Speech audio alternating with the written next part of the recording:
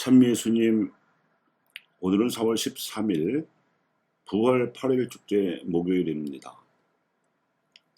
동포 여러분, 왜 이 일을 이상히 여깁니까? 하고 이스라엘 군중 앞에서 연설했던 베드로의 말을 제목으로 삼고 박해시대 교훈을 주제로 삼아서 강론을 하겠습니다. 오늘 복음에 보면 엠마오로 가던 길에서 나그네 차림의 예수님을 만난 두 제자가 다급히 예루살렘으로 가서 다른 제자들에게 스승의 부활과 발현 소식을 전하고 있던 바로 그 시각에 예수님께서 그 자리에 또 나타나셨습니다.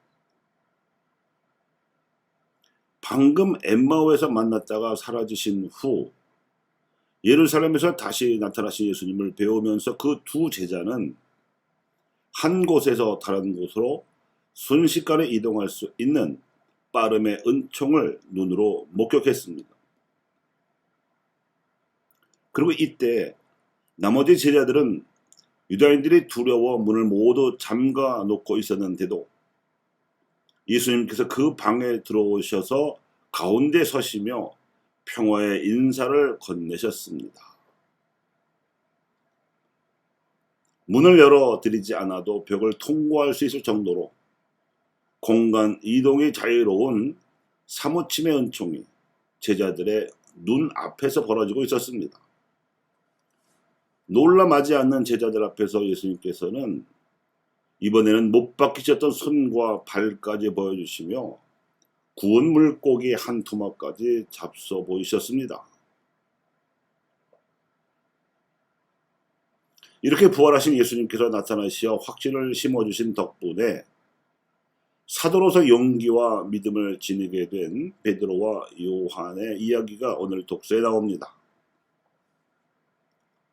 성전 문 앞에서 걷지 못하던 불구자를 일으켜 세워서 걷게 하면 물론 뛸 수도 있는 기적을 일으켰습니다.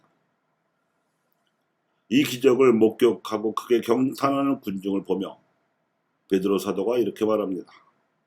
이스라엘인 여러분, 왜 이 일을 이상히 여기십니까? 우리의 힘이나 신심으로 이 사람을 걷게 만들기는 한 것처럼 왜 우리를 유심히 바라봅니까? 그리고는 청중에게 일장 연설을 했습니다. 그리하여 3,000명이 회개하고 세례를 받았습니다. 한국 초대교회 역사에서도 빠름과 사무침의 은총은 놀라운 역사적 위력을 발휘하였습니다.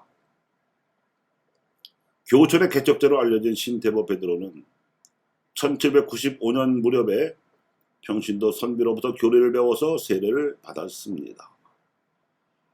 그리고 나서 당시 조선에 파견되어 와 있다고 들은 유일한 사제 주문모 야고보 신부님을 만나서 직접 성체성사도 받기를 염원했습니다. 하지만 그 당시 조정과 유림의 감심하기 워낙 삼엄해서 명도의 여회장이었던 강완숙 골룸바가 주문모 신부님을 보호해드리면서 비밀스럽게 다녔기 때문에 뜻을 이루지 못하다가 급기야 주문모 야고보 신부님께서 신유년에 치명하셨다는 소식을 듣고 가슴을 치며 애통해했습니다. 낙담한 그는 다시 마음을 다져먹고 주신부님으로부터 가르침을 직접 받았다는 치명자 가족들을 경기도 용인까지 찾아가 만나서 신앙생활을 하려 했으나 그것도 위험에 치자 아예 그들 40여 명을 데리고 강원도 산골짜기로 들어간 것이 교우촌의 시작이었습니다. 신앙의 확신을 추구하면서 신앙의 자유를 지키려던 동기가 교우촌을 세우게 했던 겁니다. 이렇게 신태보 베드로와 치명자 가족들에 의해 강원도 풍수원에서 시작된 교우촌은 그 후 박해를 피해 흩어진 신자들에 의해서 전국의 심산유곡에 세워지기에 이르렀습니다. 이를 두고 프랑스 파리방 전교회 선교사 샤를르 달레 신부는 조선 천주교회사에 쓰기를 박해의 폭풍이 오히려 복음의 씨를 더 멀리 날렸다고 기록해 놓았습니다. 나중에 충청도 청양 다락골 교우촌에서 성장하여 사제가 된 최양업 토마스 신부님은 미사를 집전하시고 고해성사를 주둔하고 이 전국 교우촌을 순방하고 다니시며 남기신 기록에 의하면 교우촌의 수가 129군데가 넘었다고 전해지고 있습니다. 생각해보면 참으로 놀라운 역사 현상이 아닐 수 없습니다. 신유박해로 주문모 신부와 명도회를 이끌던 정약종과 강완숙 등 교회 지도자들 50여 명이 치명을 당했고, 잇따라 황사양 백서 사건에 연루된 나머지 지도자들도 유배를 당했습니다. 이로써 지도부가 와해된 한국의 초대 교회에서, 그리고 박해에 따른 아무런 대책이나 지침이 전무했던 상황에서 오직 신앙의 자유를 지키기 위해 자발적으로 결행된 이 교우촌 현상은 교우들 간의 의사를 소통할 그 어떠한 연락수단도 없던 처지에서 일어난 일이었습니다.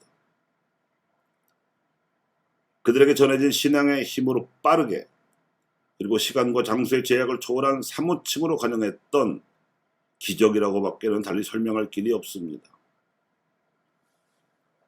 부활하신 예수님께서 사기 지은에 은총을 베푸신 것이지요. 그러했기에 100년에 이르는 박해 와중에서도 스스로 교우촌에 찾아와 합류하는 이들이 생겨난 덕분에 교세가 박해 속에서 늘어나는 기현상까지도 연달아 일어날 수가 있었습니다.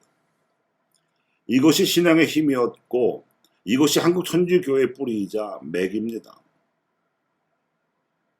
빠름과 사무침의 은총으로 나타난 이 교우촌 현상은 한민족 안에서 남녘과 북녘 결의 모두를 하나님의 백성으로 거룩하게 변화시킬 수 있도록 하나님께서 주신 교회의 고귀한 자산입니다. 더 나아가서는 교우촌이라는 이 역사적 징표는 민족들 안에서 걸어가야 할 파스카 거합의 길에서 우리 교회가 들어야 할 깃발이기도 합니다. 이 역사적 자산을 기억하여 교회적 정체성을 회복하는 동시에 박해를 이겨낸 순교 정신으로 민족들에게 복음을 전해야 할 복음화의 못자리요 원동력이기 때문입니다. 교우 여러분, 이스라엘 동족에게 자신들의 역사 안에서 일어난 신앙의 역사를 상기시키고자 했던 베드로의 심정으로 말씀드립니다. 왜 이 일을 이상히 여깁니까? 여러분은 순교자의 후손들이고 하나님께서는 신앙의 자유를 지킬 수 있도록 빠름과 사무침의 은총을 허락하셨습니다.